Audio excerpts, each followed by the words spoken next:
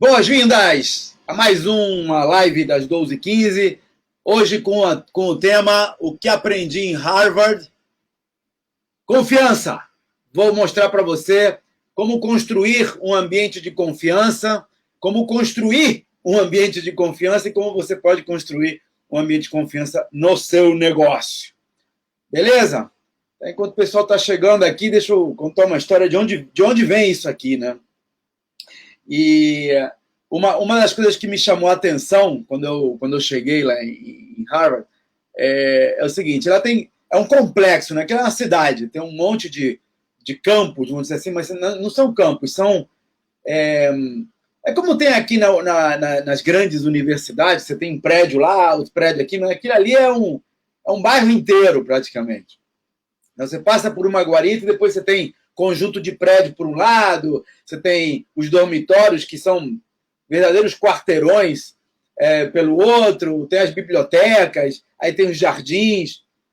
E o que me chamou a atenção é que em cada uma dessas áreas, em cada...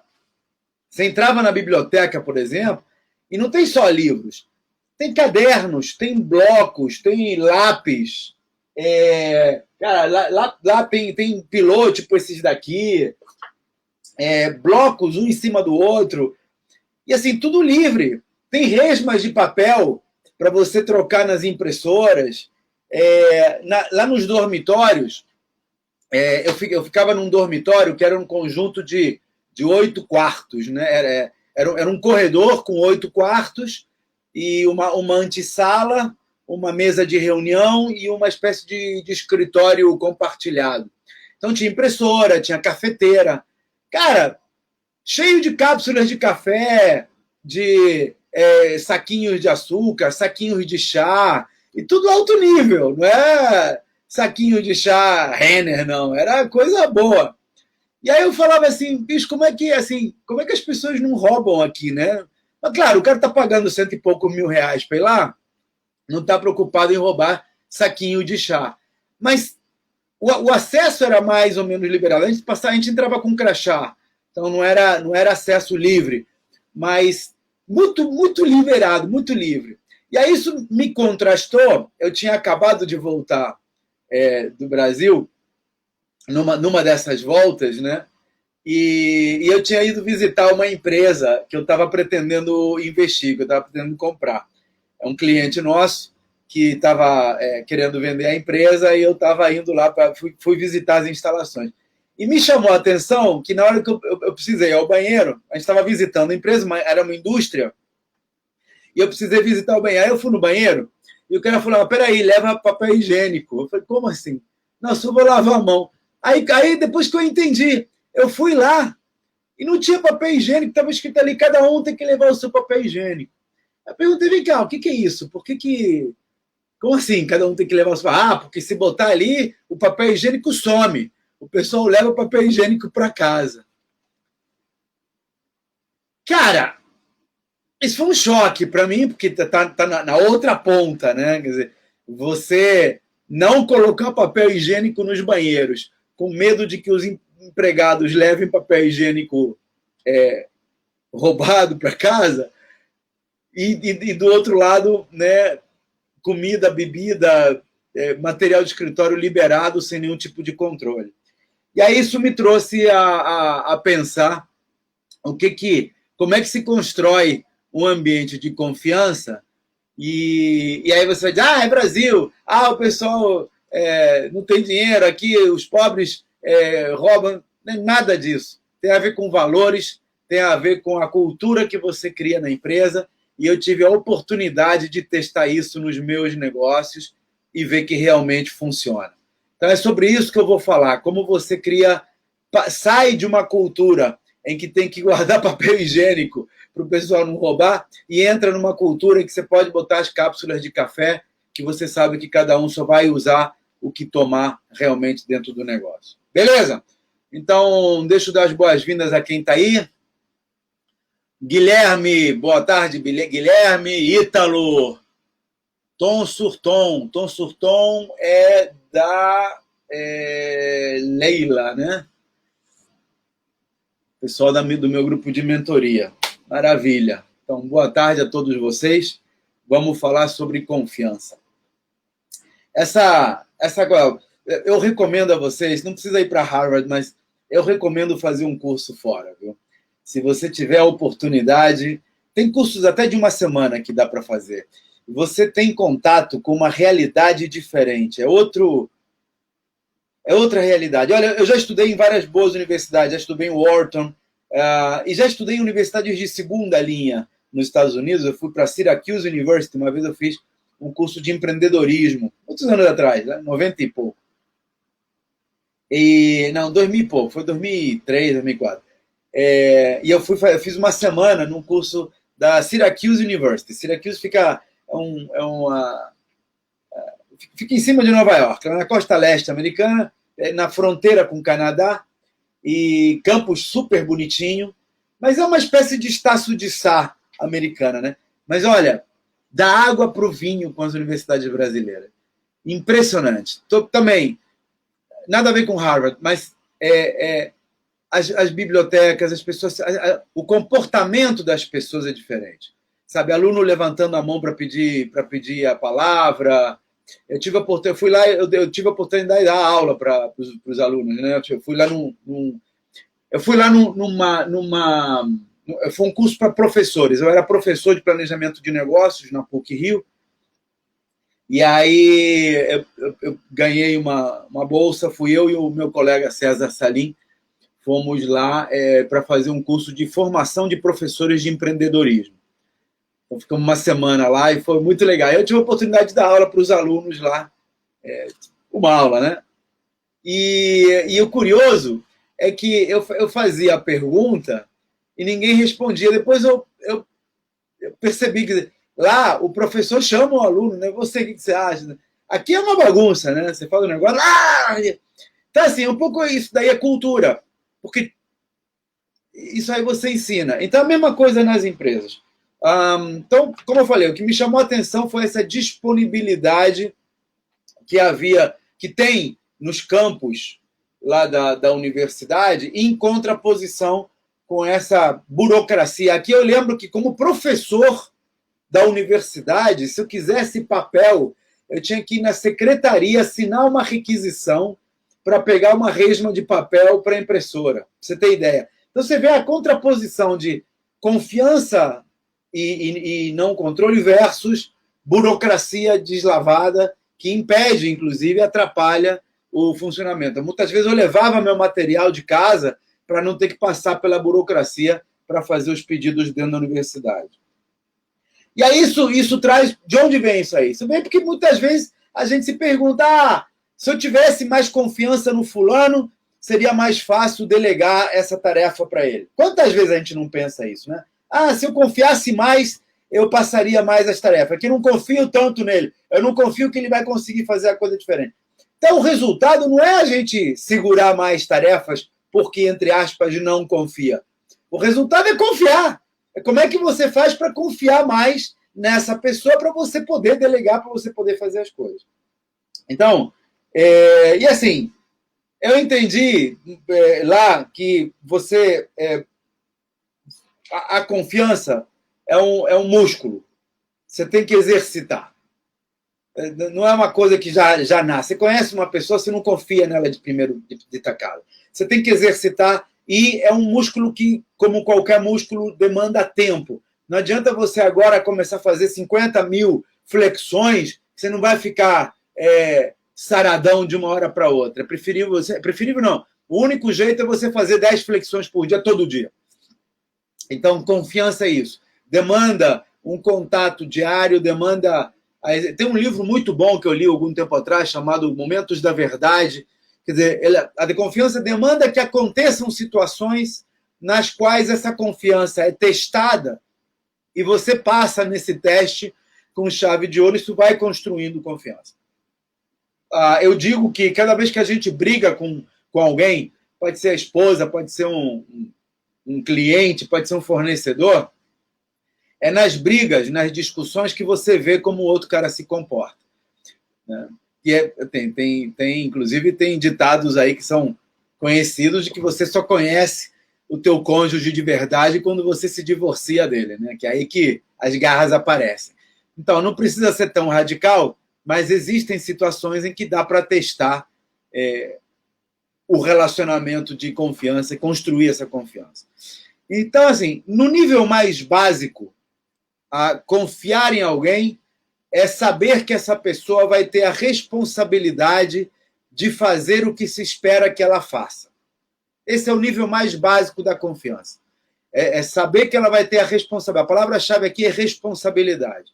E isso, eu já vi muitos times que não funcionam bem porque as pessoas não confiam ou no líder ou em alguma pessoa-chave.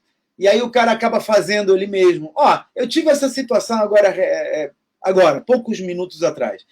A gente está construindo um time aqui no Empresa Vendável e antigamente eu é que fazia as chamadas nos grupos de WhatsApp e nos grupos de Telegram. E aí eu estou repassando isso para o time. Aos pouquinhos eu estou com o meu estoque de erros. Esse aqui é meu estoque de erros. Então, cada vez que alguém erra, eu faço aqui. Estou exercitando o que eu prego. Então, eu comecei a delegar essa tarefa. Então, agora a Renata e a Vitória fazem o lançamento dos avisos nos grupos de Telegram e de WhatsApp. E eu vejo que uns 10 minutos antes dessa live, o aviso foi para o grupo de WhatsApp, mas não foi para o grupo de Telegram. O que você acha que foi o meu primeiro impulso? Meu primeiro impulso foi eu fazer o lançamento no grupo de Telegram. Esqueceram. Eu vou lá e faço. Cara, mas isso não ajuda. Porque aí ela não vai aprender o que tem que fazer. Então, o que eu fiz? Mandei uma mensagem para ela, não vamos esquecer de avisar também no Telegram. Então, pronto, agora está estabelecida a situação e agora elas sabem que tem que botar também no Telegram. Então, pode acontecer uma vez, elas podem esquecer na outra, pode esquecer na outra, não vai esquecer para sempre. Vai chegar uma hora que o músculo vai estar fortalecido. Então, você imagina a confiança, as situações de aprendizagem como um músculo que você tem que exercitar separadamente. E assim, isso é importante porque se eu assumir essa tarefa, elas relaxam. Se eu parar de fazer ginástica, a barriga volta. Então, não dá para você assumir porque o cara errou ou porque ele esqueceu. Você tem que chamar a pessoa e dizer, por que você errou? O que aconteceu? Né? Por que você esqueceu? Como é que a gente faz para não esquecer? Eu tinha uma situação lá no escritório de que era o último apaga-luz. Conhece essa? O último a sair apaga-luz. Mas não há uma responsabilidade explícita, era uma responsabilidade tácita. Né? Era o último a sair apagava a luz. Quem é o último a sair? Como é que eu vou saber quem é o último a sair? Então, uma das maneiras que a gente criou naquela época, hoje é tudo automático, não existe mais, mas quando isso aconteceu, a gente botou uma luz, uma tabelinha na porta de saída com o nome das pessoas. Então, à medida que as pessoas iam saindo, elas iam riscando o seu nome. Então, quando só ficava um nome ali, o cara sabia que era o último.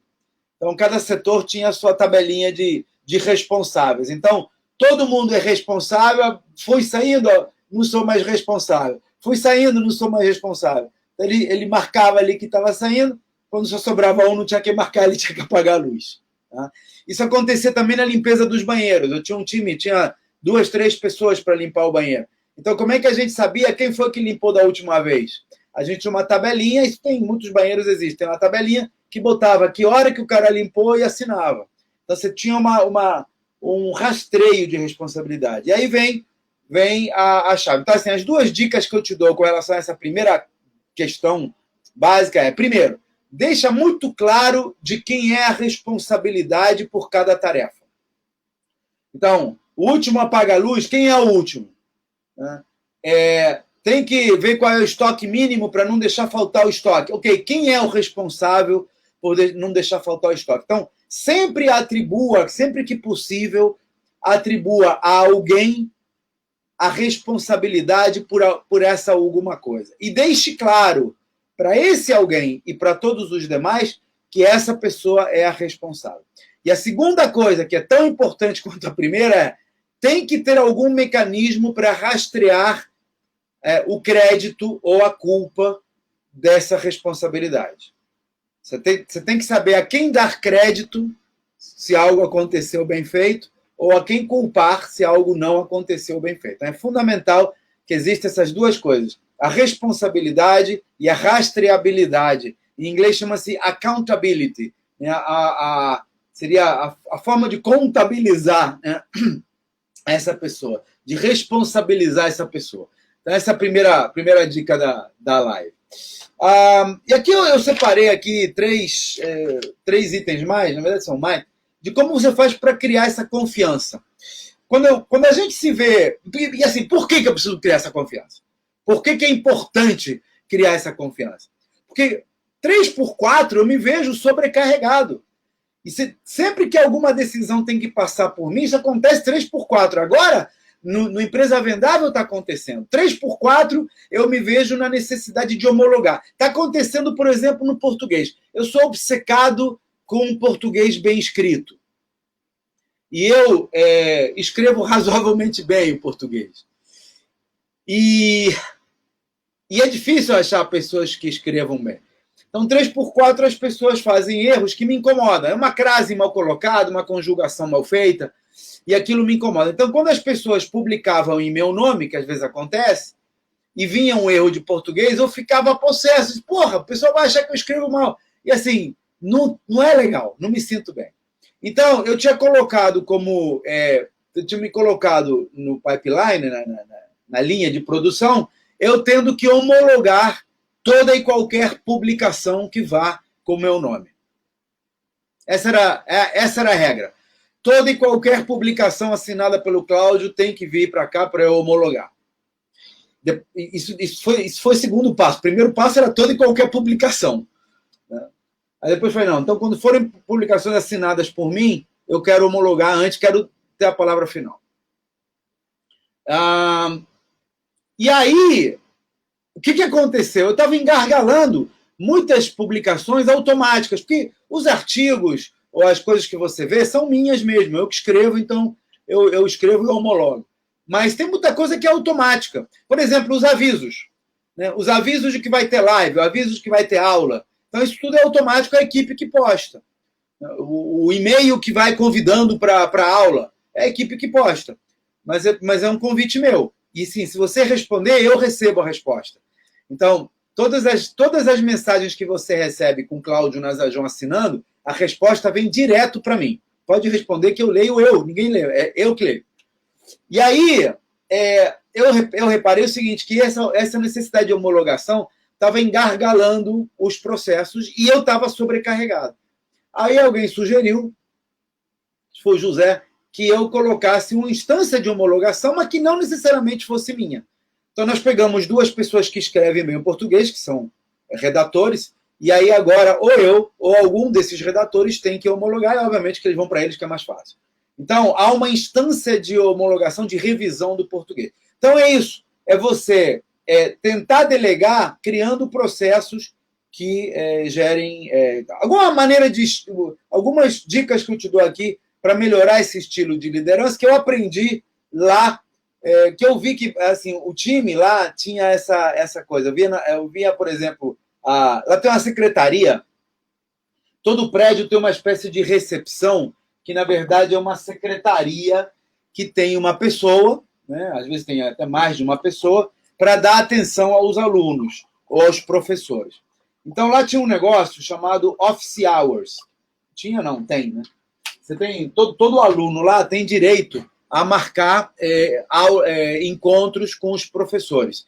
Então, cada professor estabelece quanto tempo? 10 minutos, 20 minutos, meia hora. E eu me lembro que uma vez eu fui marcar um office hour, né, horário de consulta, com um professor. E era tipo 20 minutos. Então, assim, tinha que ser pão, queijo. E eu lembro que eu fui lá na secretaria falar que eu queria, meio assim, a primeira vez, imagina, eu não sabia como é que era, né? Como é que funciona esse office hours e tal. E aí fui falar com a secretária. E olha, a secretária já tirou a minha dúvida, eu acabei cancelando. Não cancelei, mas eu marquei para um outro dia porque eu já fui com mais informação. Porque a informação que eu queria era sobre o case, que eu estava escrevendo o case da Nazajon, E esse era um professor de finanças, Paul Simons. E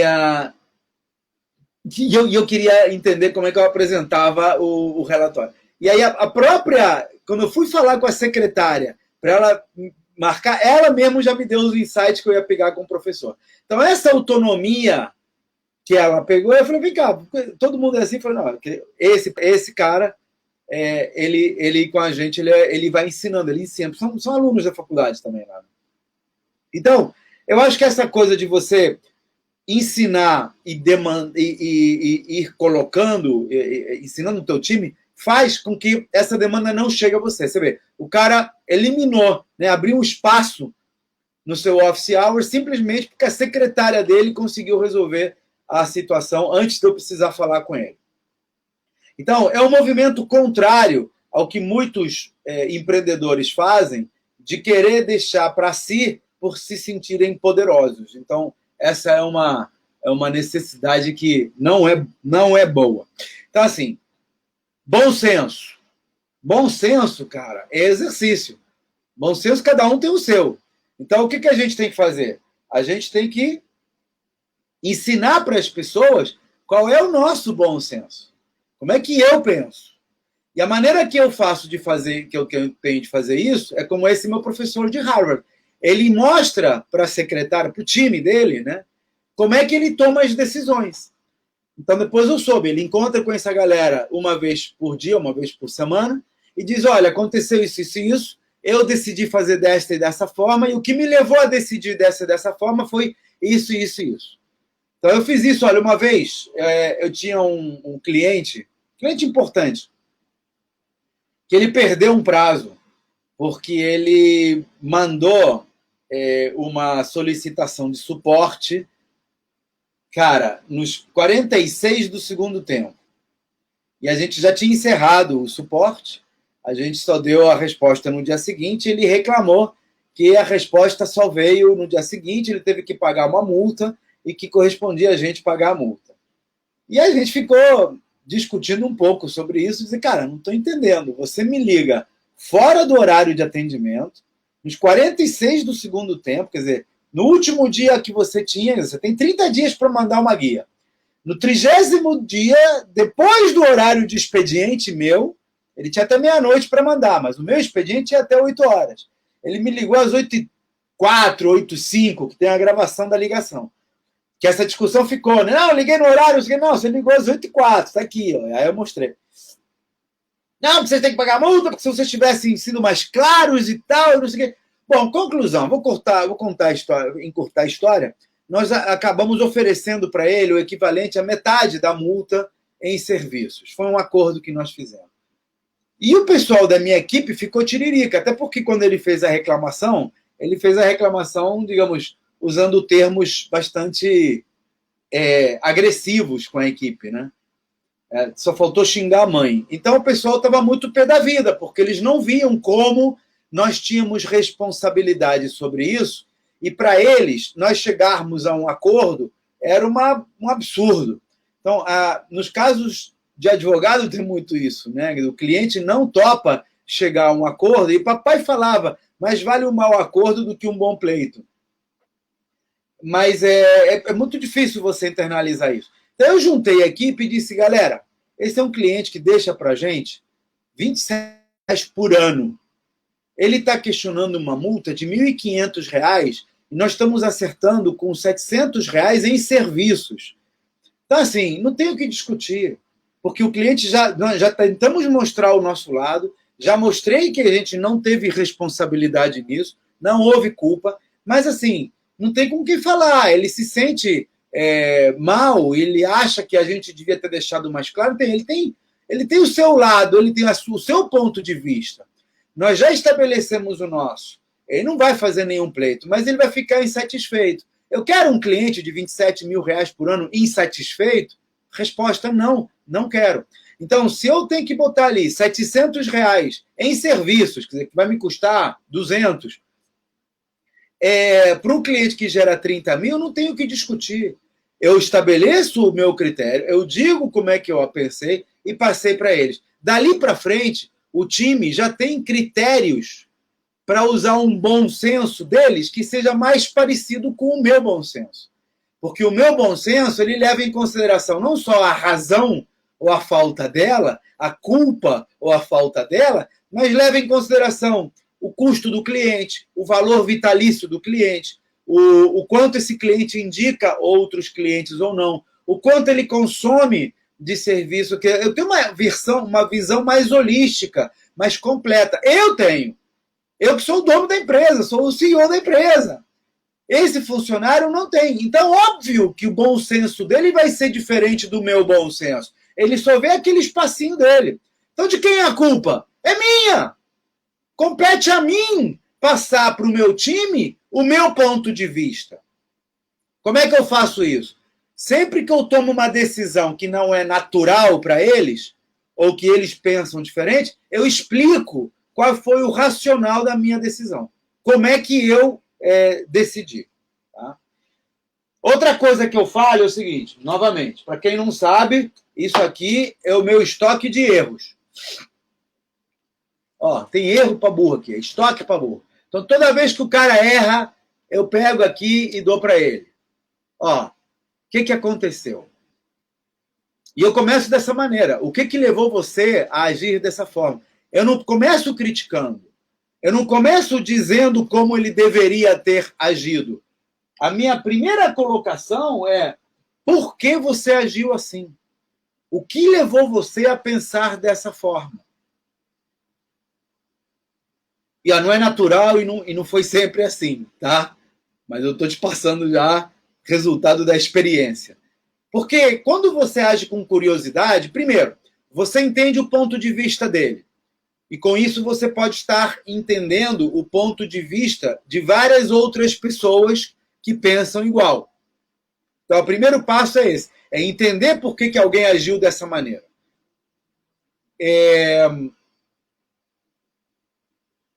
Qual foi a situação? Eu tive uma situação que aconteceu assim com o meu filho uma vez, que eu reclamei que ele não lavava a louça na hora. Porque a gente tem o costume aqui em casa de, sei lá, terminou de comer, agora que estamos sem empregada, terminou de comer, vai lá e lava a louça, não deixa nada. E ele deixava a coisa acumulando. E aí depois, uma vez eu perguntando, já adotando essa filosofia do porquê, né, o que aconteceu, e aí ele me colocou o ponto de vista dele. Não, é para economizar água. Eu empilho a louça, porque aí eu só preciso abrir a torneira uma vez e é mais rápido. Eu primeiro passo sabão em tudo, depois eu lavo tudo. Economizamos água, salvamos o planeta. Ah, é assim que você pensa. Então tá bom. Essa é a visão dele, é o bom senso dele.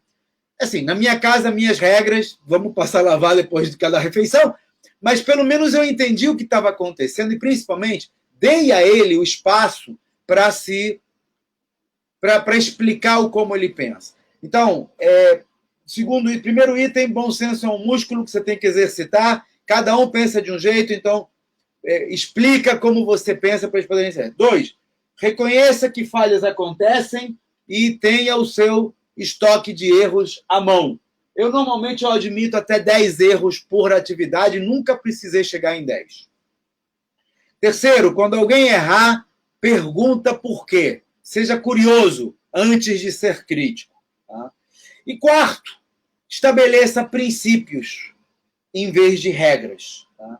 Tipo, cliente tem sempre razão, desde que a razão dele não seja maior do que o valor vitalício dele. Por exemplo, então não é sempre que o cliente tem razão. Mas se esse cliente vale para mim 30 mil reais e a razão custa 500, cara, dá a razão para ele, esquece essa porra e vamos para a bola para frente. Entendeu? Mas isso é um princípio, não é um caso, não é uma regra. Porque tem um cliente que vale 30 mil, tem outro cliente que pode valer 3. Tem cliente cri-cri, tem cliente que liga e faz assédio com o meu pessoal. Esse eu não quero, esse eu demito. Eu acho que eu demiti 2 clientes ao longo desses 38 anos, mas existe a possibilidade. Agora, quer ver um princípio? Esse eu aprendi em Harvard. Tolerância zero com bullying. Vou repetir. Tolerância zero com bullying. Quando você entra na faculdade, no primeiro dia, você assina lá um código de honra de Harvard. É um código de honra, é um código mesmo. Você lê um negócio, não é nem muito complicado, mas e tem lá tolerância zero com bullying.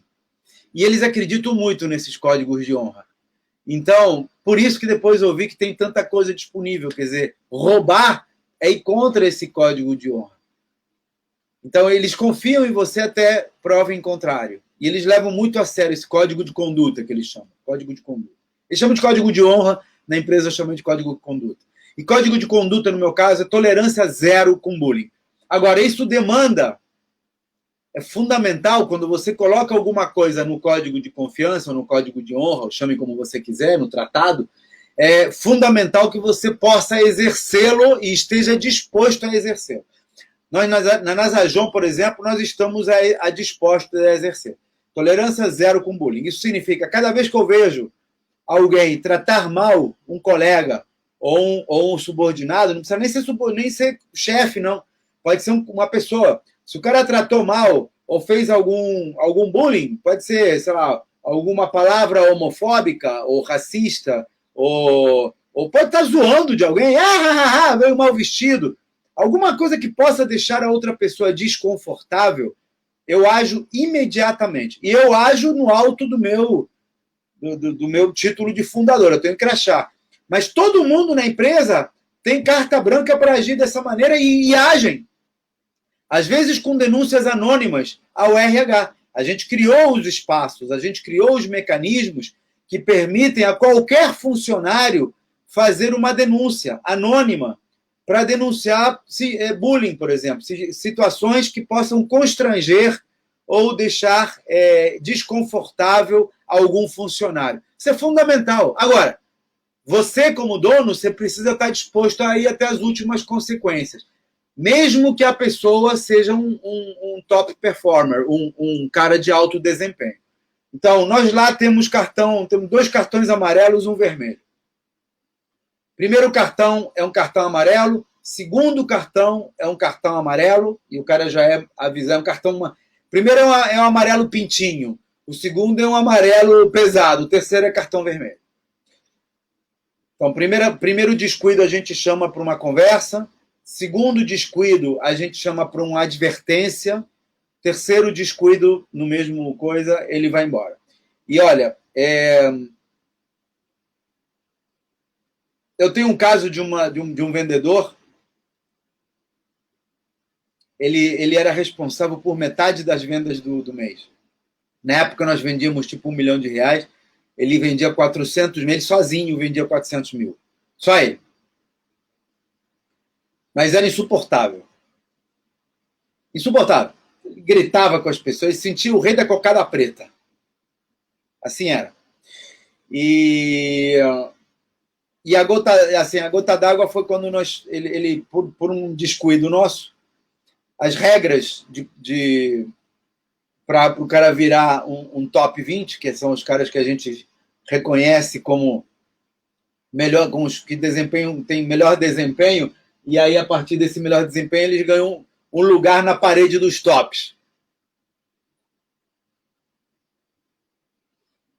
E essa pessoa ela tinha ganho o seu lugar na parede dos tops. E ela já tinha levado um amarelo e já tinha levado uma advertência. E, cara, não dava para botar ela na parede dos tops. E nós demitimos. Eu demiti um cara que era responsável, na verdade era chamar uma pessoa, que aí não precisa identificar. Então nós demitimos essa pessoa que era responsável por quase 50% da minha venda. Foi uma decisão de diretoria, levou 3 semanas, teve gente contra, teve gente a favor, e eu falei, galera, está aqui no nosso código de conduta, boa gente boa, não pode fazer bullying. E foi embora. Então, assim, você tem que estar disposto a levar para as últimas consequências. A boa notícia é que depois todo mundo que aquilo virou... Esse tipo de atitude vira notícia na empresa, né? Isso vira folclore. Depois o pessoal fala, tá vendo? Você quer ver? Eu falei que eu sou meio obcecado com português, e tem uma palavra que uma vez eu chamei a atenção de um cara porque ele usou o através mal usado. A gente olha através do vidro, mas a gente não faz as coisas através das palavras. Você não passa através de uma palavra. Então, através ele é usado quando você atravessa alguma coisa, daí vem a palavra. E as pessoas dizem, não, nós ensinamos através dos cursos. Está errado. E aí isso virou um meme na empresa. Então, um dos caras que faz vídeo, ele preparou um vídeo, né, falando um bem. Não, inclusive o Cláudio, ele fica vermelho quando você fala do através, então tome cuidado com o através e tal. Isso virou um meme. Mas é isso vira folclore. Então, essa pessoa que nós demitimos porque ela fazia bullying, ela virou folclore. E nunca mais de lá para isso tem alguns anos, nunca mais de lá para cá as pessoas fizeram bullying na empresa, porque já se sabe, porque se conta a história. Isso é parte da cultura empresarial. Então, assim, e quase todo time tem algum membro que é tóxico, é a maçã podre que vai envenenando as outras. Se você, como gestor, não tomar medidas imediatas, a coisa vai piorando e é dali para pior. Então, assim, finalmente, cultura de apreciação em vez de crítica. Se você elogia os bons comportamentos, em vez de criticar os maus comportamentos, você permite que as pessoas errem com mais facilidade. E, cara, não tem maneira de você criar confiança se você não permitir as pessoas errarem. Ninguém aprendeu a dirigir carro de primeira. Ninguém aprendeu a andar de bicicleta de primeira. Ninguém vai aprender a fazer, seja lá o que for, de primeira. Você tem que ter o teu estoque de erros e tem que ajudar a pessoa a entender o que levou ela a agir daquela maneira, explicar a tua forma de pensar e vai ensinando ela aos poucos. Ela vai aprender 2, 3, 4, 5, não vai chegar em 10. Ela vai aprender e quando ela aprender, você vai poder delegar e vai poder ensinar. Basicamente era isso que eu queria falar, assim, só terminar aqui dizendo que às vezes o problema não são as pessoas. Às vezes o problema é você, às vezes o problema é o sistema. Então, só para concluir aqui, isso eu vi quando eu fui apresentar o case nessa consulta com o professor, ele me deu essa dica e foi o que me ajudou a entender o que resultou daí. Que foi o seguinte, eu tinha um time de vendedores na época e eu tinha trainees, então eu botava os trainees junto com os vendedores. Só que o vendedor, ele não dava bola para o trainee, ele via aquilo como estava atrapalhando a vida dele em vez de ajudar. E eu falava, não, você tem que nem o cara falando, você tem que pensar como dono. O cara não tem que pensar como dono, ninguém tem que pensar como dono, só o dono tem que pensar como dono. O sujeito é funcionário, ele tem que pensar como funcionário. Cabe a você, dono, fazer com que ele pense como funcionário. Né? Então, eu percebi que não havia um incentivo por parte das pessoas para ensinar os trainees. Então, o que eu fiz? A gente mudou o sistema. E eu passei a comissionar o vendedor 70% pelo desempenho dele, 30% pelo desempenho da célula. E ele, então, tinha como responsabilidade fazer com que a célula desempenhasse bem. Se a célula chegasse na meta, aí ele tinha mais 30% de prêmio. Então, era mais negócio para ele ajudar os mentorandos, né, os trainees, do que se dedicar a si próprio e esquecer o resto. Então, eu alinhei interesses. O problema não estava na pessoa. A pessoa é boa, mas se ele... cada um age de acordo com o seu próprio interesse. Então, cabe a mim, como dono, como gestor, estabelecer um mecanismo que permita a ele desempenhar as funções do jeito que eu quero que desempenhe.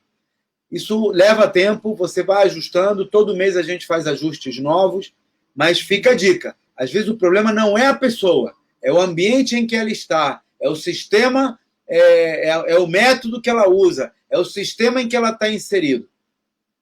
Tanto que a gente vê o tempo todo, né? Pessoas que aqui no Brasil agem de um jeito e vão para o exterior e agem de outro. O ambiente faz o ladrão. Ou pessoas que numa empresa desempenhavam mal e vão para outra e viram top performers. Eu tenho um monte desses. Eu tenho gente que saiu da minha empresa desempenhando muito bem e foi para outra empresa desempenhando muito mal. E vice-versa.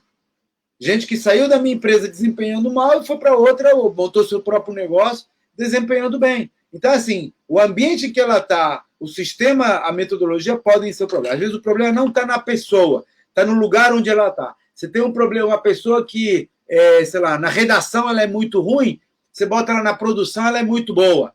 Que aí você vai ver, conversa com ela, isso é uma coisa que ela queria, que ela demandava. Então fica a dica aqui de que às vezes o problema não é a pessoa, é a produção. Então, resumão completo aqui. Tá? Primeiro eu comecei falando do que me chamou a atenção quando eu cheguei lá em Harvard, que tinha tudo à disposição, de resmas de papel a cápsulas de café, em contraposição com uma empresa que eu tinha visitado aqui para comprar, em que até o papel higiênico os funcionários tinham que levar, porque o dono tinha medo que eles roubassem. Né? Então, aí eu falei, confiança é um músculo que a gente exercita, você tem que atribuir responsabilidade para as pessoas e criar mecanismos para rastrear a culpa, né? A culpabilidade ou o crédito. Então, se deu certo, tem que saber por que deu certo, se deu errado, tem que saber por que deu errado e quem é responsável por aquilo. Bom senso é diferente para cada um, então você tem que ensinar os outros qual é o teu bom senso. Por exemplo, às vezes você toma uma decisão que vai contra-intuitiva, né? Como quando você dá razão a um cliente que não tem razão, mas é porque vale a pena para isso. Estabeleça princípios em vez de regras. Por exemplo, não pode fazer bullying, ou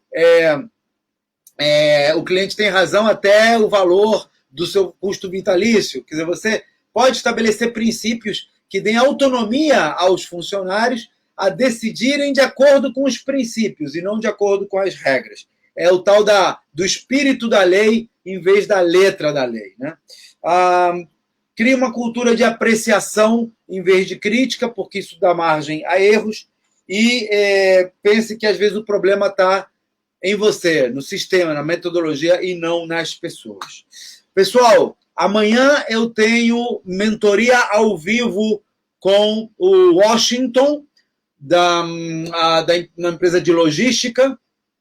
Nós vamos falar sobre processos. O Washington é um membro do meu grupo de mentoria. Eu trago aqui as mentorias ao vivo para você ver como é que funciona e aprender com elas. As lives não ficarão mais disponíveis na gravação, então daqui para frente apenas para quem assistir ao vivo. Depois eu coloco as versões editadas para o grupo de mentoria, para quem estiver na área de membros. Então, se você quiser assistir as lives, 12h15, aqui no Instagram, no Facebook ou no YouTube. Segunda-feira eu falo sobre glossário, algum termo. No próximo eu vou falar sobre o EBITDA, o que é, para que serve, como é que é usado. Terças e quintas eu faço mentoria ao vivo com algum membro do meu grupo de mentoria que eu trago para cá. Às quartas-feiras eu falo sobre alguma sacada de Harvard, então o título é O que aprendi em Harvard. E sextas-feiras ainda estou procurando alguma coisa. Nesta sexta eu vou falar sobre delegação, que foi uma sugestão no meu grupo de mentoria. Então, ainda não está fechado, mas nesta sexta eu vou falar sobre delegação. Então, fica antenado, entra no Instagram, empresavendável.com/Instagram, entra no grupo de Telegram, empresavendável.com/Telegram. Então, todos os links estão aqui, empresavendável.com/canais. Se você entrar em empresavendável.com/canais,